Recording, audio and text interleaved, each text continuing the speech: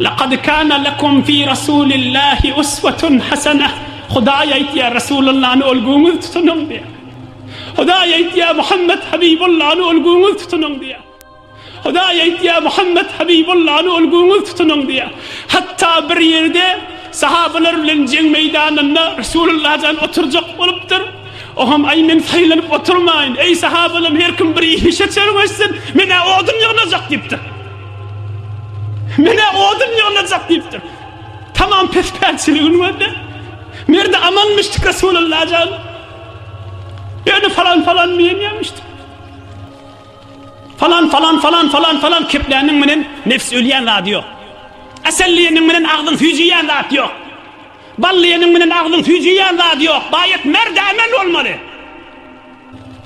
أي محمد رسول الله ديان مسلمان أي أشهد أن لا إله إلا الله وأشهد أن محمدا عبده ورسوله ديان قدما ديلين برما يدمد أرتاق لايلين بالمانشك بالمايلين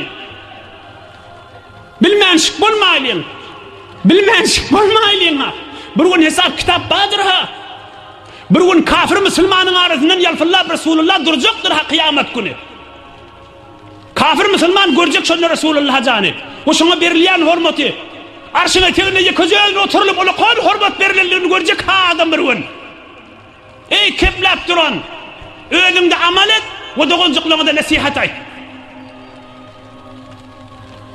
bitir bilmenşik bulmayın. Görmeyen not mu günlüğün münglerçe, yüzlerçe, onlarca cenazeler oluvati. Bu öğlerinin amallarını çölüşüp gittiyeler. İnsanın içindeki kuş uçandan sonra, kafasın içindeki kuş uçandan sonra, kuru kafasın peydatı yoktur. Kafası öpperip koyvermeli oluyor. Kafasın içinden kuş gidenden sonra kafası kıftır koyuluyor mu? Koyulmuyor.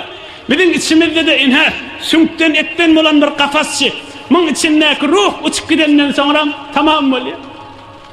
Ağaç söylüyor daha da yaramıyor. Şimahal fırsattir. Resulullah meclisine geliptir. Mirde amallı boleyliyin. İhlas edeylin. Resulullah namada at-tavvari yanmıştık. Şunu istek zindagimizde bereket bolar. Şunu istek eğer hileyin arasında muhabbet bolar.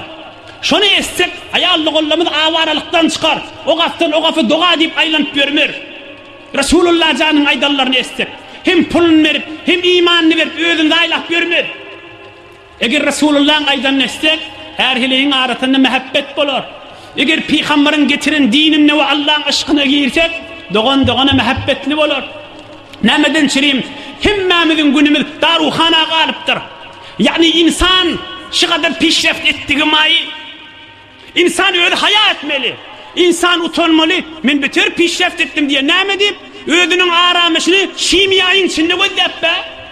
Ödünün hoşluğunu kursun içinde ödep be. Ödünün hoşluğunu kim menlip veren adamlar? İşi o ravan pezeş. Ne deyip Ahuncan deyip var ya. Ahuncan havsalı olup durun. Ahuncan öye girsem daşarık çıkasın mı diye. Daşarık çıksam öye giresin mi diye. Ahuncan adamın eşitamasın. Ahuncan kaynanem eşitamasın. Ahuncan heleyim eşitamasın. Ahuncan hemmede attan savayıptırın. Zindagimde lezzet kalmandır. Öyümde suyuculuk kalmandır. Ne deyip yaşap birliğim bilemek. Ne mengsine veli yaşlarla. Huday için yaşayış yok. Allah yadına düşenek. Huday için men muhabbet etmeli yada düşenek. Resulullah can yada düşenek. Oham zor bilen bereket tapacak bolya. Huday da zor bilen bereket vermiyor. Huday hem zordan zor ahim. Onu içkilerini alıp bolan ahim. Onu fakat Huday'ın huzuruna girip, fakat Allah Teala'nın aşkına girip, fakat Allah Teala'nın muhabbetine girip, ey bahar Huday'a, ey Rabbim Allah, Huday'sın, ey Rabbim Allah, sen beni yarattın, sen bana ara meşver. Huday'a sen beni yaratıp yerde göversin, sen benim kalbime nur ver. Sen men kalbime cahillik ver. Sen men öyüme muhabbet ver. Men bir zindagimden lezzet alayım. Men zindagimden suyuculuk alayım. Hudaya men şu arameşim geleversin. Hudaya men vurunup delip ben Subhanallah diyse yüreğine cahillik gelerdi.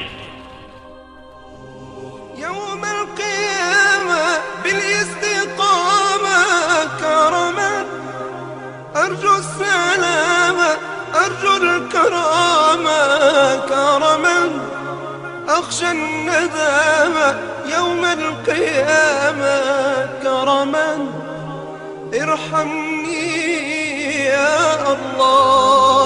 يوم القيامة بالاستقامة كرما أرجو السلامة أرجو الكرامة كرما أخشى الندامة يوم القيامة كرما ارحمني يا الله.